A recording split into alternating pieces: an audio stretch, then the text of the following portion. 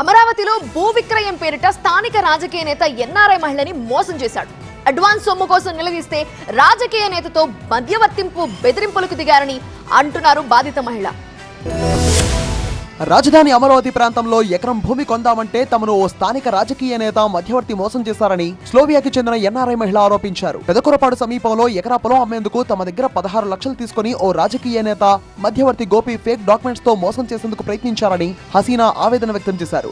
మే 15వ తేదీన రిజిస్ట్రేషన్ కోసం వస్తే ఇంతవరకు రిజిస్ట్రేషన్ పూర్తి చేయలేదన్నారు. ఈ భూమికి అసలు యజమాని సంతకాలు ఫోర్జరీ చేసి తమకు అమ్మేందుకు ప్రయత్నం చేశారని అన్నారు. రిజిస్ట్రేషన్ గురించి ప్రశ్నిస్తే మధ్యవర్తి గోపితో పాటు స్థానిక రాజకీయ నేత ఏం చేస్తారో చేసుకోండి బెదిరిస్తున్నారని బాధితురాలు ఆరోపించారు. ల్యాండ్ డీటెయిల్స్ మాకు కొన్ని డౌట్స్ ఉన్నాయి, మాట్లాడాలి అంటే అతను మాట్లాడేది ఏమీ లేదు అని ఫోన్ పెట్టేశాడండి.